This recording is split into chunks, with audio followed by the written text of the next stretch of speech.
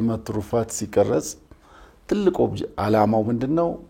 የምግብና ስነ ምግብ ዋስትና በቤተሰብ ደረጃ ማረጋገጥ የሚለውን ይዞን የተነሳው አርሶ አደሮቻችን የሌማት ትሩፋትን ሲሰሩ ከየትኛውም የበለጠ ቀድሞ ለራሳቸው ለልጆቻቸው ለቤተሰቦቻቸው የወተት ምርት ማግኘት እንቁላል ማግኘት ማርና አሳን መጠቀም ነው።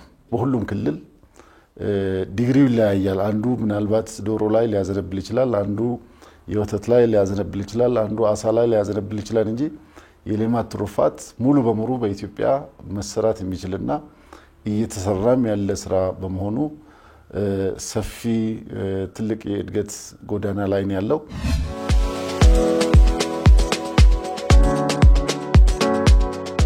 በ9 ወር ውስጥ 9.7 ቢሊዮን ሊትር እናመርታለን ብለን አስቀምጠን ወደ 8.9 ቢሊዮን ቢሊዮን ሊትር የተመረተበትና ከቅዳችን ወደ 92% አቺቭ ያደረግንበት የአመቱ የዶሮ ስጋ እቅድ 218,000 ቶን ሆኖ የ9 ወር እቅዳችን ደግሞ 156,000 ቶን ነው።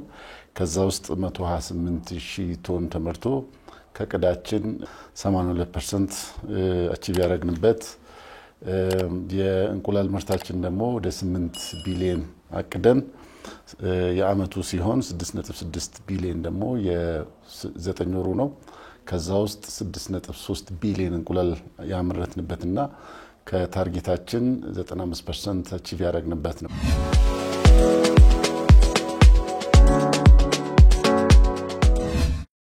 ንብ ድሮም ነበር ኢትዮጵያ ውስጥ ግን የሚሰራው በባህላዊ መንገድ ነው። በባህላዊ ቀፎ ነው። በባህላዊ ቀፎ ሲሆን ምርቱ በጣም ዝቅተኛ ነው። ከአንድ ቀፎ የምናገኘው 10 ኪሎ ነው በአንድ ቆረጣ። እንግዲህ አንዴ ብቻ የሚቆረጥበት ሁኔታ ነው የነበረው። አሁን ላይ ያንን ወደ ዘመናዊና ወደ ሽግግር ቀፎ ነው ትራንዚሽን እንዲያደርግ ያደረግን ያለነው። ይህ ስናደርግ እንግዲህ ወደ ዘመናዊ ቀፎ ማድረጉ የማርን የምርት ብዛት መጨመር ብቻም ሳይሆን የማር ምርት ጥራትንም እንደዛው ይጨምራል። ዘንድሮ ያቀድነው ወደ 300,000 ቶን ነው። 296.6 ሚሊዮን ቶን ነው ያቀድነው።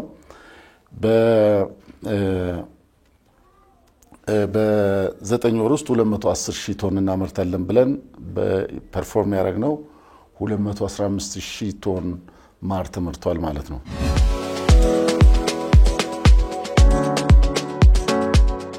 ኢትዮጵያ ውስጥ ብዙ የውሃ አካላት አሉ። ከዛም በተፈጥሮ ማለት ነው። ከዛም አልፎ ተርፎ ደግሞ ሰው ሰራሽም ሐይቆችና ኩሬዎች አሉ።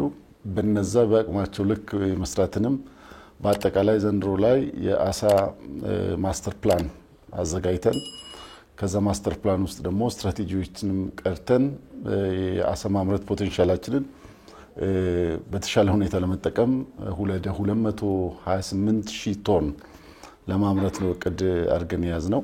የአሳ ምርት በ9 ወር ውስጥ 193,000 ቶን ነው ለማምረት ያቀድነውና ኦልሞስት ያንኑ ያክል አቺቭ ያደረግንበት 192,000 ቶን የአሳ ምርት የተመረተበት ነው። ይሄ 99% ነው አቺቭመንታችን።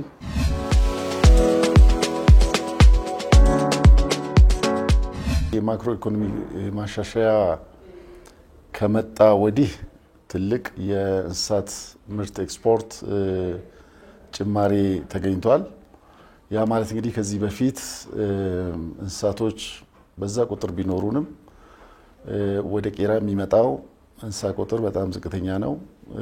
ከዛ አልፎ ተርፎ ደግሞ በህጋዊ መንገድም ወደ ገበያ ኳራንቲን ቼክ ተደርጎ ወደ ዓለም ገበያ የሚቀርበው እንስሳ ቁጥር በጣም ዝቅተኛ ነው። በአብዛኛው ችግር የነበረው እንስሳቱ በህገወጥ መንገድ በሁሉም ዳይሬክሽን ከኢትዮጵያ ሲወጣ የነበረ ነው። አሁን ግን የዚህ ማክሮ ኢኮኖሚክ ማሻሻያ ሪፎርም ከተካሄደ ወዲህ ትልቅ ሺፍት ነው የመጣው። አይ ቲንክ ወደ 80 ሚሊዮን ዶላር እስከዚህ 9 ወር የተገኘበት ሁኔታ ነው ያለው። ይሄ መቼም የኔ ያክል በ9 ወር ውስጥ በቅርብ ጊዜያት አግኝተን ማናቅ ነው።